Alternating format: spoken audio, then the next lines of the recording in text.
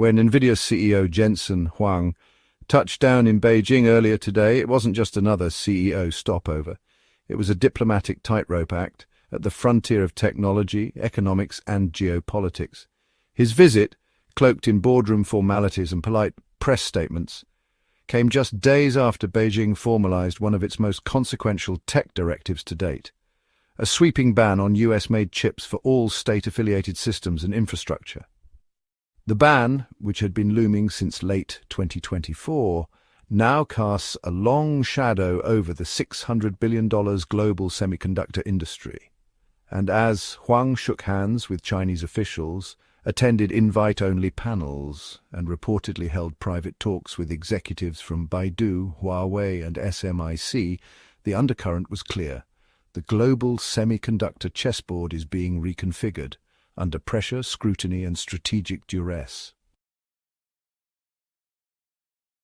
Beijing's decision to bar chips from US giants like Intel, AMD, and even Nvidia in certain sectors is more than tit-for-tat.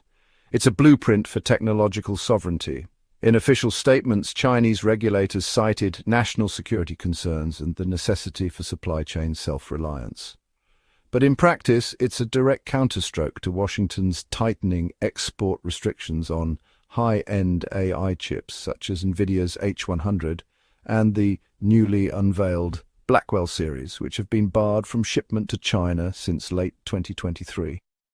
In many ways, this is China saying, we don't need you anymore, or at least we won't allow ourselves to, says Kevin Xu, a tech policy analyst and former advisor in the US Department of Commerce.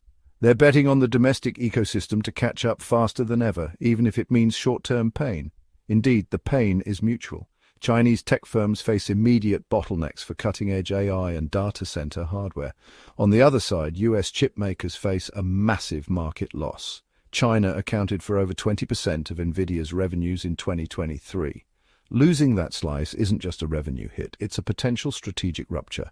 For Huang, who has long walked the line between innovation and international tension, the visit was an attempt to keep communication lines open, even as the tech war simmers.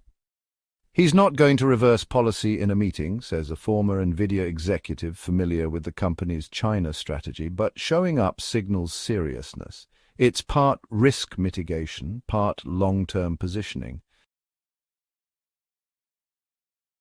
While China's AI ecosystem continues to feel the aftershocks of restricted access to high-end US semiconductors, not all innovation has slowed. In fact, some of the most striking advances are emerging from an unexpected domain: medical research.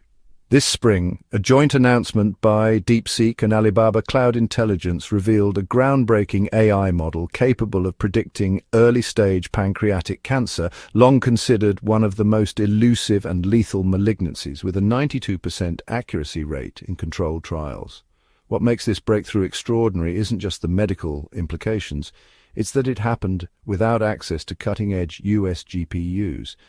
We knew from day one that we couldn't rely on Nvidia's A100S or H100S, said Dr. Liu Wenhao, lead AI scientist at DeepSeek, a Beijing-based foundation model lab rapidly rising to prominence.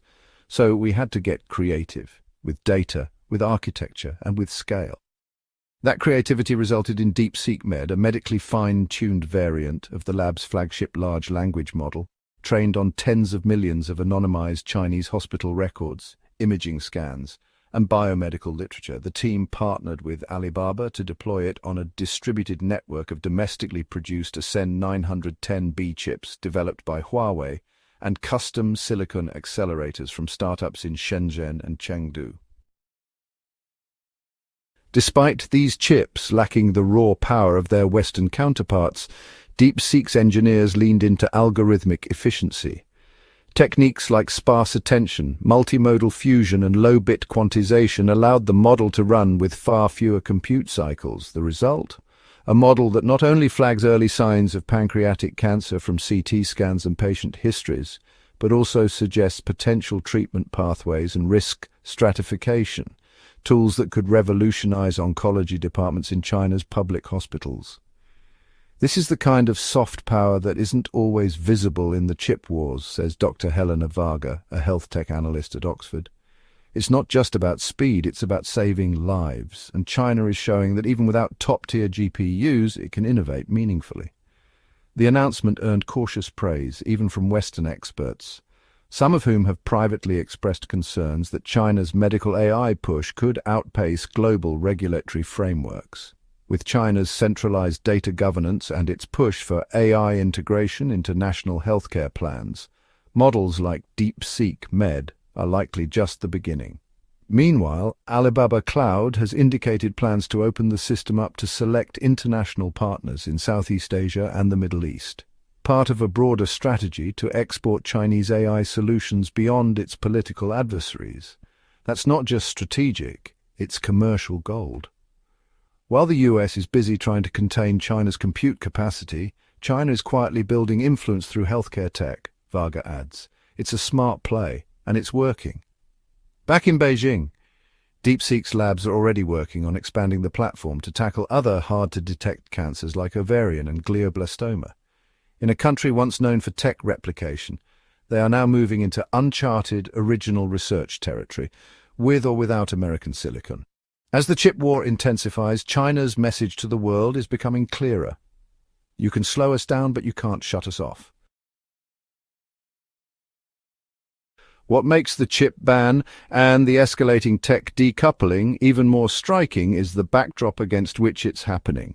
Just a week before Huang's visit, China announced that its first-quarter GDP growth for 2025 had reached 5.8%, exceeding even the most optimistic forecasts. In a global environment marked by sluggish recoveries, inflation hangovers, and supply chain realignments, China's growth figures caught many analysts off guard.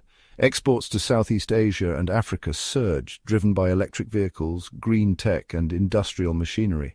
Domestic consumption also saw a rebound, buoyed by Beijing's stimulus measures in late 2024 targeting consumer credit and housing. The Western narrative of stagnation was premature, says Ling Zhang, chief economist at Sino-Future Analytics. This isn't the old infrastructure-led growth story. It's more diversified, more digital, and surprisingly resilient. That resilience was on full display at the 135th Canton Fair in Guangzhou, Asia's largest trade expo and a barometer of China's manufacturing strength. The fair, which wrapped up earlier this week, shattered post-pandemic attendance records, drawing over 200,000 international buyers and thousands of Chinese suppliers. Walking through the exhibition halls, one could see what China's pivot looks like in real time. Rows of booths offering lithium battery technology, AI-powered manufacturing equipment, and solar components. Notably, absent were many US buyers, reflecting not only geopolitical friction but also the growing role of emerging markets in China's trade strategy. Chinese exporters are no longer just looking west, says Marina Ko, a logistics consultant who has attended the fair for a decade. They're building bridges south and east to Jakarta, Nairobi, Sao Paulo. The map is shifting.